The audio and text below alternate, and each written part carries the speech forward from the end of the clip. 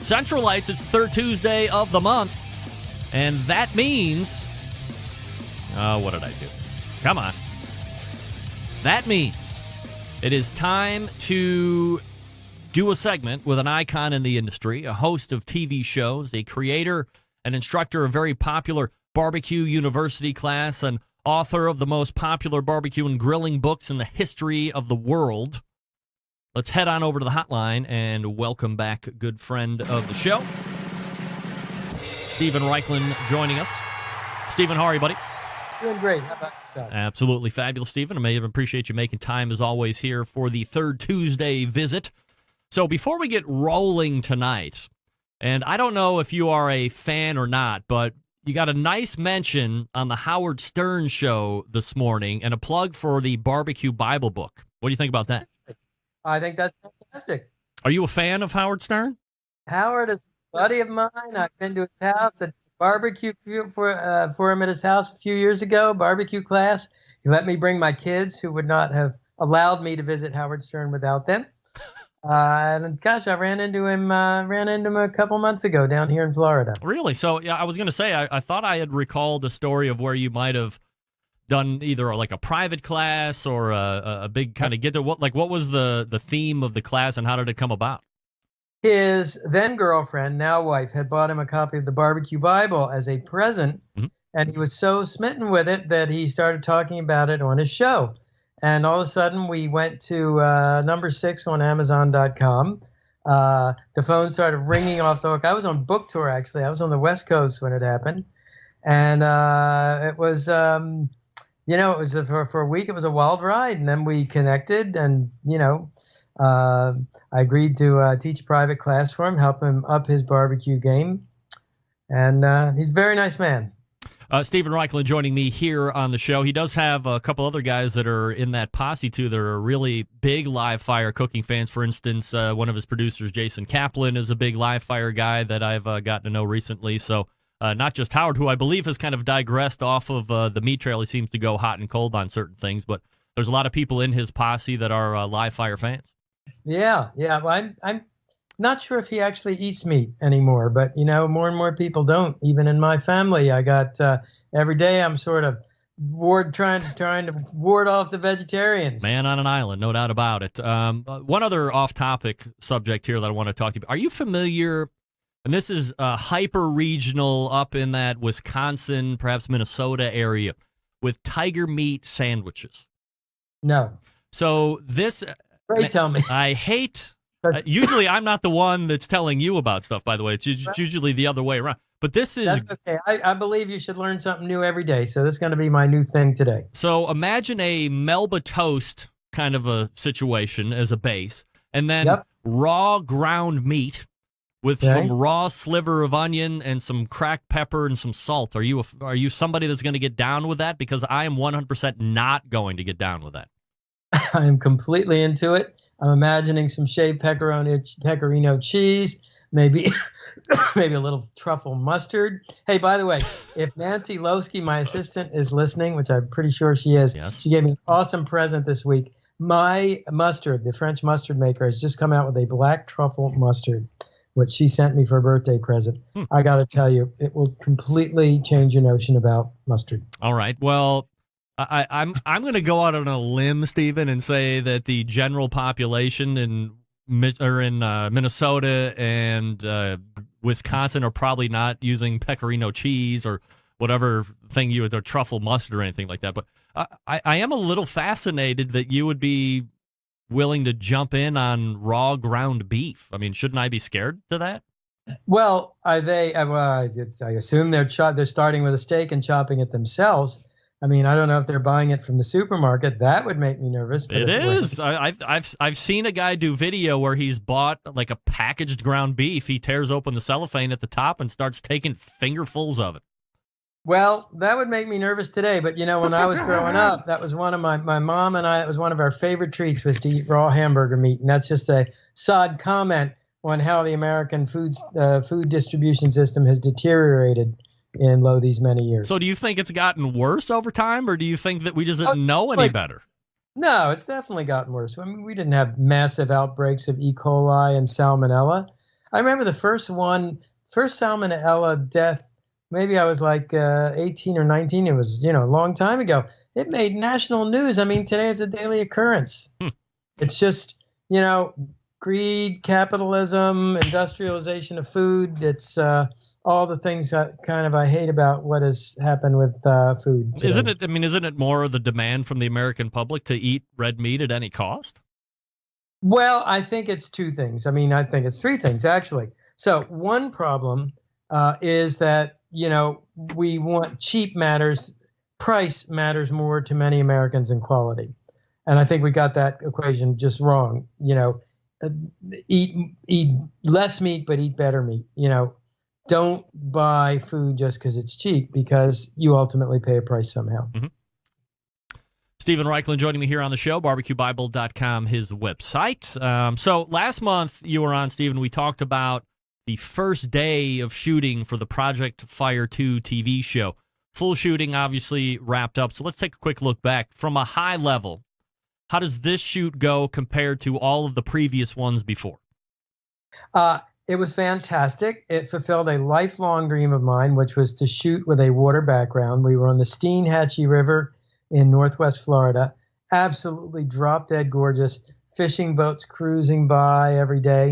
And actually, you'll see a couple segments when I went out and fished myself, and even brought some fish in myself. We had a new, I'd say about a third of our crew was new, and everybody worked out great. We had a BBQ University alum serve as our fire wrangler this year. Steve Nestor, if you're listening, thank you. He did a fantastic job. We had a new food stylist who, I want to tell you, when you see the food shots, you're going to want to just dive into the screen. We made new friends in a part of the country where, probably our political, our worldviews and political preferences and values were probably very different. But we just discovered over the course of 2 weeks of filming that people are people. And when you pitch in to work on a common purpose, everybody's a neighbor and a friend. How far is Steinhatchee away from where you reside part of the time in Miami? 6-hour drive if you were gunning really hard, which is I did on the way back. More like a 9-hour drive if you sort of meander and mosey and stop for dinner. So is it someplace that you think you're going to be going back to regularly-ish, or nice to visit and onward and upward? Well, regularly-ish, I don't know, because it's a long journey, and, a lot of places I want to go in life. But I definitely hope to get back. I had a wonderful, wonderful fishing outing, met a wonderful fishing guide, and I named Crystal, and I would love to get out with her. I'd love to get up there for scallop season, which is supposed to be like complete madhouse, although it's hard to imagine that anybody could have a scallop better than a Martha's Vineyard scallop. But right, of course. I keep an open mind. From a dish standpoint, was there a favorite one that you made during the shoot that stood head and shoulders above all others? Of course, we know all the recipes are great, but just in your personal preference. Well, I'll tell you 3 that really blew us away, because they were all sort of developed out of experiments, and they were really fantastic. So one is we did ember flatbread, where we took a flatbread dough, and instead of cooking it on a grill grate, we laid it on the embers caveman style. And that was astonishing. The second was we did our version of hanging chicken, where you take a whole chicken, you hang it over a campfire, and it kind of both roasts and smokes for 3 or 4 hours. That was super cool. And then we took a Texas shoulder clod. Now, Texas shoulder, it's the biggest cut of meat you can buy and cook at home. Yep. And we put it on a rotisserie, and we slow spit roasted it over a wood fire instead of the traditional barbecue method. And that was sensational. I'm doing all 3 of those dishes at BBQ University coming up at the end of May. So those were 3 highlights. As far as the chicken is concerned, do you have some type of a tripod hanging thing, or how do you dangle it? Well, it was interesting. We got something called an Asado Cross, wink, wink, right. An Asado Cross, which is manufactured by a company called North Fork Ironworks. They also make a great wood-burning grill. And this is modeled on what Argentinians and Uruguayans use when they cook whole pigs and whole lambs. And that's a kind of a cruciform. There are two arms at the top and the bottom to hold the legs, and then a big spike. And we leaned that over the wood fire. It was really cool.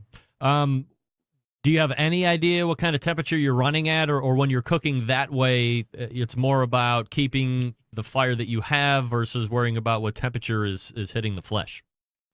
Yeah, I would say it was pretty low. I would say probably like about a 325 to 3, even lower, probably about a 250 to 300. So it's more almost like a smoking because it took 4 hours to get the chicken done. When do we see Project Fire 2 on the television? July 4th weekend, baby. That's Wow. when we're launching. All right, that's the perfect time to do it, no doubt about it. We'll be right in the middle of grilling season and barbecue season at that point. If you celebrate seasons, of course, Stephen and I do it all year round because we're real men. Stephen, your latest book, The Brisket Chronicles, now officially available for sale. So if we could, for the folks that might be, is it not for sale yet?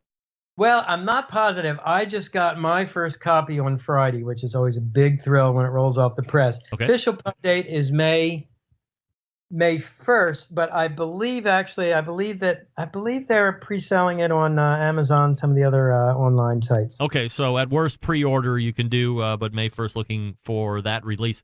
For the folks that might be tuning in for the first time or haven't gone back on one or two of our past discussions, just a little recap on the book. And I guess you could tell from the title, it's a focus on brisket. Yeah, brisket is one of those epic meats that is enjoyed all over the world. Most of us in this community listening to this would know it as barbecue. If you come from Texas, you know it as kind of hill country barbecue. Whoops, I might have lost you. No, I just changed the camera shot there. You're playing around. I'm here. a high Okay. producer. Okay. If you come from Kansas City, it means something else. But brisket manifests in so many ways. Pastrami is made with brisket. Corned beef is made with brisket. Bollito misto, that boiled dinner in northern Italy, is made with brisket. Travel even further, in Korea, they've actually developed a method for direct grilling brisket where I could promise you I could cook brisket in 30 seconds per side, 1 minute to cook the brisket. And you'll see that on the show, as a matter of fact. And then moving even further east, Vietnam's national soup is called pho. It's a beef noodle soup, and the core bedrock meat in that soup is brisket, which is then served super thinly sliced in the soup afterwards. So for me, it was a chance once again to travel around the world, to focus on my favorite meat and see how it varies from culture to culture. There's obviously a lot of barbecue. That's the biggest chapter, but there's also indoor cooking. I mean, there's braising, there's stewing, there's baking. There are brisket scones, there are brisket chocolate chip cookies. There's something in there for everybody. What's your favorite brisket? If you had to choose one way out of all of that you have experienced, which one would you choose? Barbecued brisket, Texas Hill Country style, using a Wagyu brisket. In fact, you know what? I'm making one on Friday. Oh, yeah. Nice. Yep. All right. In fact, I mail ordered my brisket from one of your hometown guys, Mr. Brisket. Mr. Brisket. All right. Hank Kornblit. Shout out to Hank. How are you going to be using offset? Are you going bullet style? What's your cooker? I'll probably go with a bullet. Yep. So from a country's standpoint, Stephen, how many have you been in, through, or around in your travels? I would say I'm probably pushing 70. Oh. How many different languages do you speak fluently? Well, I speak French fluently. Mm-hmm. I'm getting better at Italian. I can kind of get around in Spanish and German. So I guess that's about it. Fluent in one other one besides American, and then dangerous in a handful of others.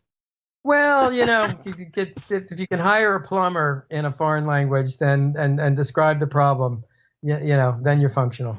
Yeah, no doubt about it. Stephen Raichlen joining me here on the show.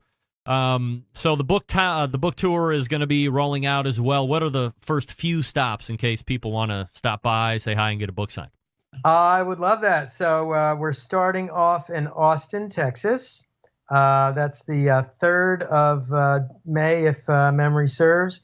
And then on the 5th of May, I'm doing a book signing at Books and Books in my hometown, Miami. The 6th, I'll be up in New York for a great event at the Upper West Side Barnes & Noble. We've got a panel with Billy Durney from Hometown Barbecue, with Will Horowitz from Harry and Ida's, which makes, I think, the most phenomenal pastrami in New York. We've got the editor of Edible Manhattan. So it's going to be very interesting. And then let's see, I'm doing something for Salon. We've got a Today Show appearance. After that, I go to Atlanta. I go to Nashville. I'm in Kansas City. Unfortunately, Cleveburg is not one of the cities. I'll be in Wichita. I'll be in Denver. I'll be in Eureka, California. Where else? You know, it's May and June. It's a Raichlen bookstore. A lot of travel, no doubt about it. So, last question before I let you go. Obviously, we have a couple big religious holidays coming up here shortly. Passover starting this coming Friday evening, and Easter, obviously, this coming Sunday. So traditionally, it's brisket for Passover, ham for Easter. Do you have any thoughts on either or both of those? Well, I do. First of all, I'll be cooking a brisket for Passover on Friday. And I'm just going to use a simple Dalmatian rub. I'm going to cook it low and slow, 250, for probably 12 hours. Which means I will be waking up early, but I wake up early all the time. This week's blog on BBQBible.com was written by Nancy Losky, my assistant and your hometown homie. That's right. And it's about how to, I guess for better word, how to pimp your ham, for better word. It's, let's assume you're going to buy a really good ham, how to glaze it, how to sauce it, how to inject it. It's actually a very clever blog she has done. And I think she's going to follow that up on Easter Day with a blog on an Easter brunch. So brisket, ham, you name it, we got you covered. So you're going barbecue brisket for Passover, but I mean, traditionally, this would be a dish that you would find in an oven doing a braise, right? I would. And in the Brisket Chronicles, you can read about my Aunt Annette's braised brisket, which is braised with dried fruits and Manischewitz wine. A recipe that I grew up with and that I am now, many, many years later, finally disclosing. Are you a big ham guy? Do you like ham? I love ham. If it's a good ham, if it's a great, real, if you can see the meat fibers and the grain of the ham, then I love it. If it looks like it was ground up and then reconstituted, I'm a little less fond of it. So there's a big ham institution out there that a lot of people go to, and they have big lines this time of year. Are you a fan of that kind? Of what? I don't know if I want to mention it by name, but, it might have honey. You might bake it, if you know what I mean. Like, a lot of people think that's the gold standard. Well, it's, I would say that's a little bit like Casey Masterpiece barbecue sauce. Everybody loves it. It's great in the way that it is. Can you get more artisanal and kind of a little bit more hams with more character? Sure you can, but I would not be unhappy to find that on my table. All right. Stephen Raichlen can be found at BBQBible.com. Don't forget July 4th weekend.